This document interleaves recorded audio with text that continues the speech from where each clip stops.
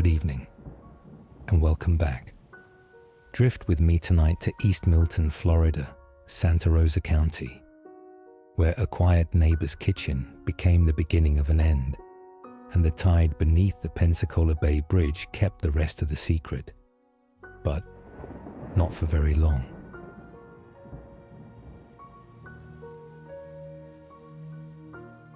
There are mornings that break instead of open.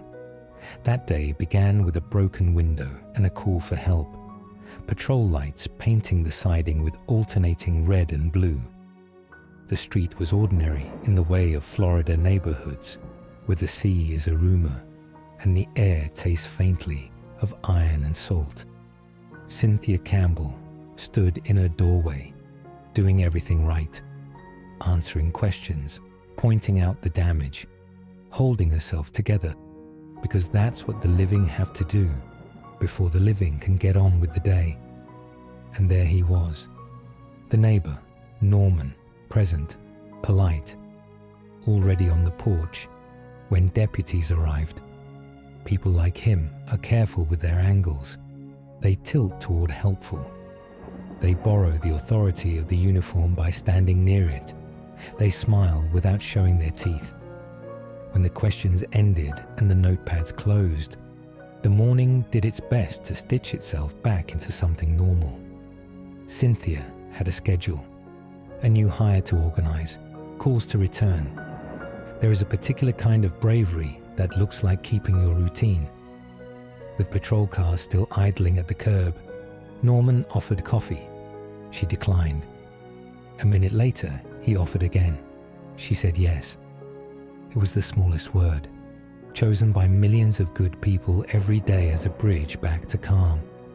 It was also the last inch between pretense and predation. The uniforms were still in view. The sun was hardly up. And yet, a hinge had turned.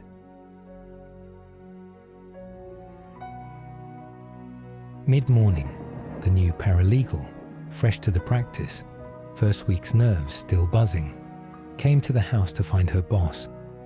Attorney Cynthia Campbell was not someone who ran late or vanished without a word. She was a woman with a day mapped to the minute, serious to a fault. The paralegal knocked, waited, knocked again. The silence gathered in a shape she didn't like. She left, telling herself reasonable stories. A client crisis, a quick errand, a call taken en route. 2 hours later, still no answer. The new hire returned and found the same stillness waiting like a closed book.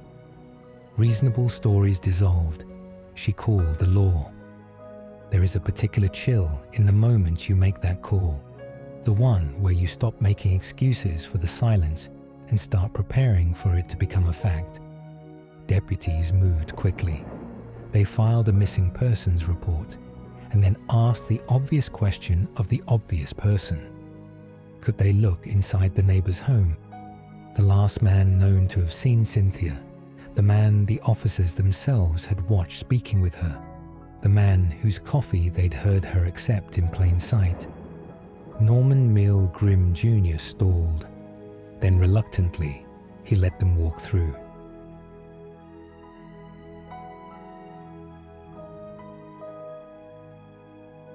It was a brief sweep, because that's what the law allows when consent is grudging and the clock is not yet a siren. They saw a pinkish stain on his shoulder and on the cut-off jean shorts. He called it primer paint. They noticed a few dark drops on the floor. Not enough to arrest a man, not enough to clear one either. Officers widened the circle. Outside, a gate that hadn't seen use in a while looked recently forced open. They glanced into his car. Nothing obvious. They asked about the trunk. He said he didn't have the key. There are moments that look ordinary to the eye and flare like a distress beacon. To the moral sense, this was one. But hunches are not handcuffs. The deputies stepped back into patience, the hardest virtue in police work. They knew the shape of a day like this, a rhythm of calls, checks, returning, documenting. They knew they would be back. At 1 p.m., a woman who once worked with Norman saw him at the fishing bridge on Pensacola Bay. His trunk was open. So were both car doors. Florida is a land of salt and gulls and the odd magic of bridges where people park to breathe, to watch, to think, or to do something else entirely.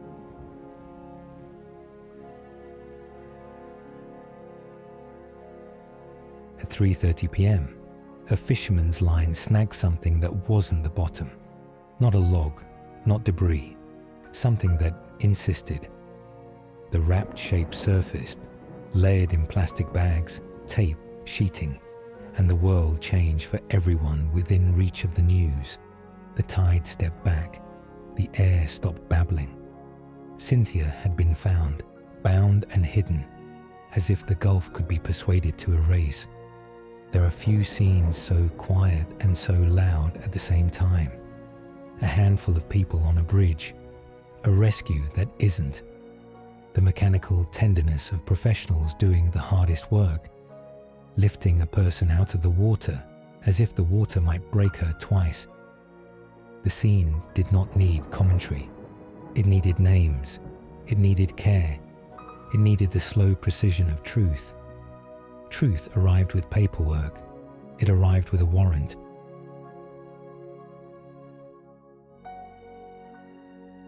With the judge's ink dry, investigators went back to Norman's home and looked the way training tells them to look, slowly, methodically, as if each room were a paragraph that must be read out loud.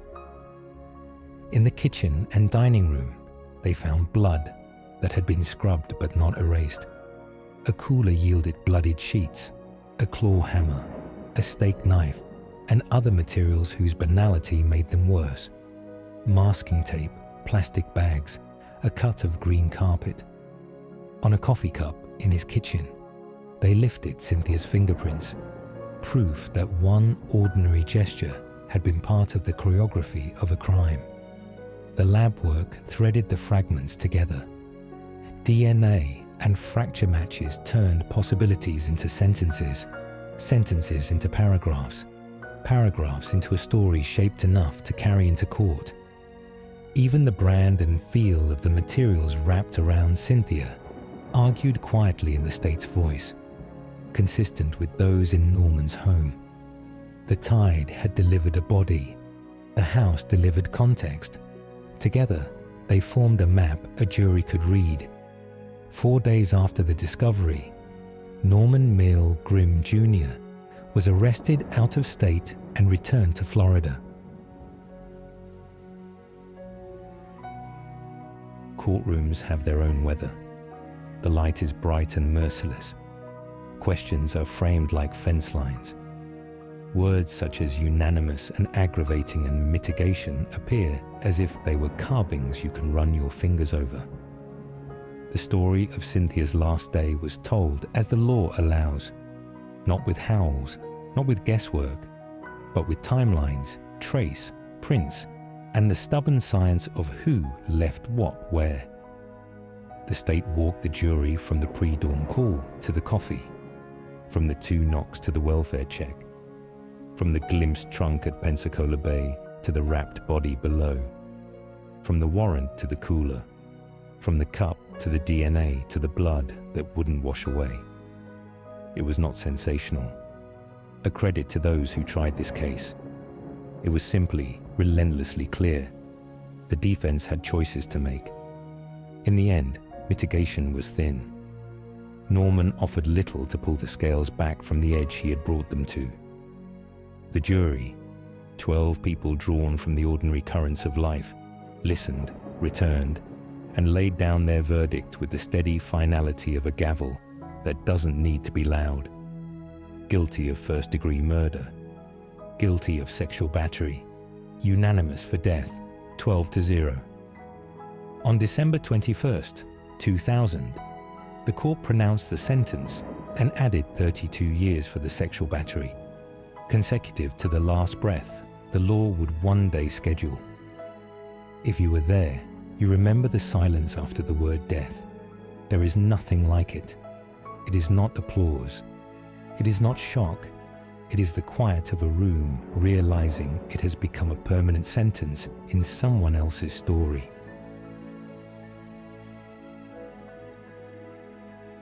Justice is not a trapdoor. It is a corridor. It runs through the Florida Supreme Court, across the file rooms and reading lamps of post-conviction practice, through federal courts and back again. Years accumulate the way Spanish moss does. Slowly, until one day you look up and realize the branches are heavy with what time has decided to keep. The conviction and sentence were affirmed. Later, when Florida's capital law shifted under the pressure of new rulings, Norman's case was measured again and found to stand. The jury's unanimity had already satisfied the renewed standard. Appeals close like doors. You test twice before you realize they are locked from the other side. Death row remained what it is for every person assigned to it. A waiting room built out of days. In that place, routine is a fragile boat. Men fold it carefully each morning. Letters arrive. Chaplains pause in the doorway. Radios murmur baseball scores, storm warnings, old songs. Out beyond the wire, the world keeps its appointments. Births, graduations, the music of someone washing a car on a Saturday afternoon. Cynthia's family measured time differently. Anniversaries of loss aren't marked on public calendars, but they keep their own gravity. If you're wondering whether remorse ever flowers there, I cannot tell you. Some blossoms don't take root in fluorescent light. What I know is this: the law returned to the question again and again, and the answer remained the same.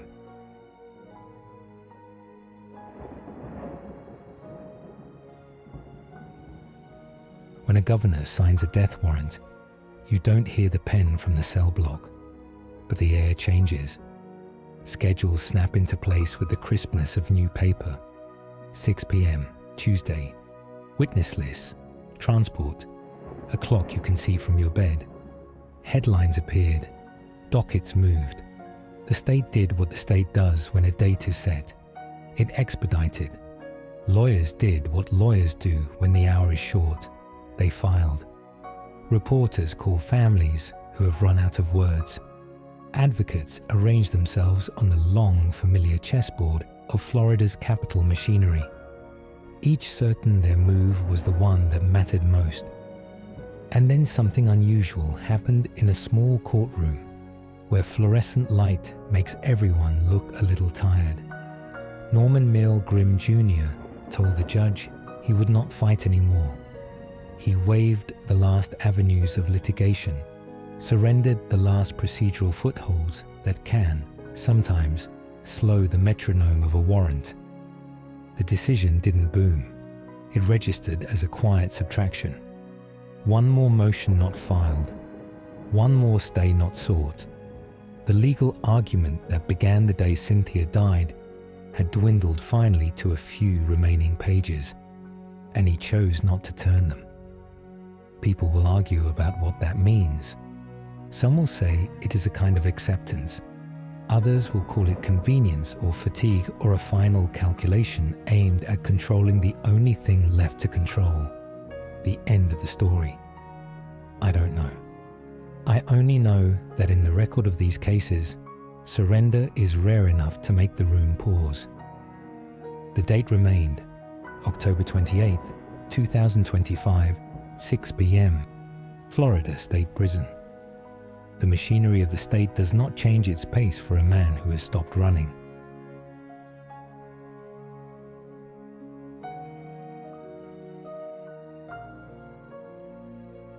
In the death watch cell, the window is small and the day is long. There are lists to sign, a last meal to ignore or not, a minister to meet, a phone that may or may not ring with news that is almost never new. The staff move with the discipline of ritual. The shoes are soft. The voices are measured. There is no hurry because there is nothing left to invent. If Norman prayed, I hope he used better words than the ones he arranged around himself when this began. If he stared at the cinder block, perhaps he saw a kitchen mug with someone else's fingerprints on it. Perhaps he saw a cooler with a cruel inventory. Perhaps he saw the way tape and plastic and a sheet become evidence that can't be untied. On the other side of walls older than some of the men they hold, Cynthia's people prepared to sit with the thing they never wanted.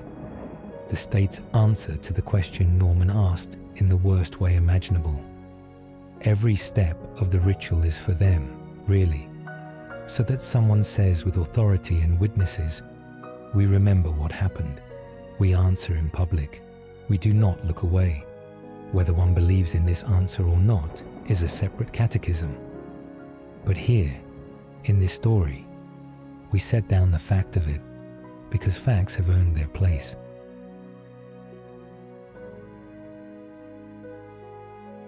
We return finally to the quiet street. The coffee, the 2 knocks, the walk-through with its pinkish stain called primer, the gate that suddenly remembered how to open, the trunk that forgot its key, the bridge with its unblinking water, the fisherman's line that would not let go, the wrapped form rising, weighted not just by what held it, but by everything that might have been. When people talk about evil, they reach for large words that don't fit in small kitchens. But the choices that end lives are made in rooms like that. We are not, most of us, confronted with dragons. We are confronted with offers, a ride, a drink, a cup of coffee, and with the awful luck of proximity to someone who has rehearsed a lie so many times it sounds like hospitality. Cynthia Campbell did not choose tragedy. She chose professional decency on a morning that asked too much of her, and the world punished her for it. That is not fair. It will never be fair. The law cannot repair such math. It can only answer it as promised. The rest is up to us, the neighbors, the colleagues, the ones with porch lights and calendars, and the impulse to believe we are safe because, well, we just have to, don't we?